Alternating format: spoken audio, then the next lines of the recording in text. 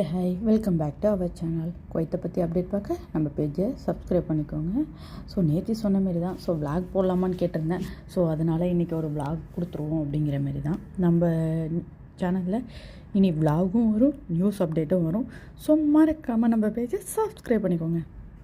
அதாவது நம்ம மட்டும் போயிட்டு என்ஜாய் பண்ணுறதுங்கிறது ஒன்றும் இல்லை. ஸோ நமக்கு தெரிஞ்ச விஷயத்த ஒரு 4 பேருக்கு சொல்லணும் அப்படிங்கிற மாரி தான் ஒரு இதாக இருந்துச்சு. பாருங்கள், நானும் என் பையன் அப்படியே பை வாக் எங்கே போயிட்டுருக்கோன்னு சொல்லுங்கள். ஸோ அகமதி பார்க்குக்கு தான் நேற்று வந்தோம். ரொம்ப நல்ல பீஸ்ஃபுல்லான பிளேஸாக இருந்துச்சு. அதுமாரி பேபிஸ் விளையாடுறதுக்கு நிறைய பிளேசஸ் இருந்துச்சு. அவ்வளோ பேர் இருந்தாங்க. ஸோ ஒரு ஹாப்பியான மூமெண்ட்டாக இருந்துச்சு. இது இந்த லைட் செட்டிங்லாம் நேஷ்னல் டேக்காக வச்சுருந்தாங்க. ஸோ இந்த வீடியோ ஃபுல்லாக பார்த்தா தான் தெரியும் எவ்வளோ இருக்குது அப்படிங்கிறது. ஸோ வாங்க வீடியோக்குள்ளே போகலாம். ஸோ ஃபஸ்ட் டைம் வீடியோ இப்படி எடுக்கிறதுனால கொஞ்சம் அப்படி தான் இருக்கும், மேனேஜ் பண்ணிக்கோங்க. சரி நம்ம இந்த வீடியோ சொல்லுவோம் அப்படின்னு சொல்லிட்டு வந்தேன். அகமதி என்ட்ரன்ஸில் இப்படி இருக்கும், பார்க் என்ட்ரன்ஸில். என்கிட்ட மைக் இல்லை, அதனால் நான் பேசினது சரியாக இதாகலை, ஃபோக்கஸ் ஆகலை. ஸோ அதனால தான் திரும்பி அகைன் வாய்ஸ் கொடுக்குற மாரி இருந்துச்சு. என்ன கொடுத்தேன் அப்படிங்கிறத பார்க்கலாம். ஸோ அகமதி பார்க்கு தான். இது ஃபுல்லாக லைட் செட்டிங் வச்சுருக்காங்க. இது எதுக்காகனா நேஷ்னல் டேக்காக. ஸோ ஃபுல்லாக ஹனிபி வச்சுருக்காங்க. வீடியோ ஃபுல்லாக காட்டுறேன் பாருங்களேன்.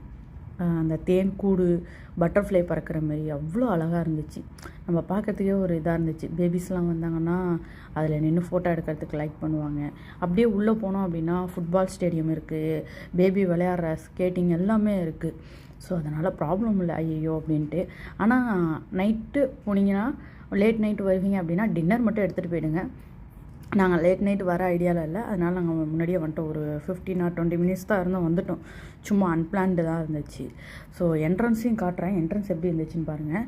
ஈவன் இங்கே பஸ்ஸு கிடையாதுங்க, டாக்ஸியில் தான் போகிற மாதிரி இருக்குது. கார் வச்சுருக்கவங்க நீங்கள் போயிட்டு வரலாம். இது நேஷ்னல் டே வரையும் தான் இந்த லைட் செட்டிங் இருக்கும்னு நினைக்கிறேன்.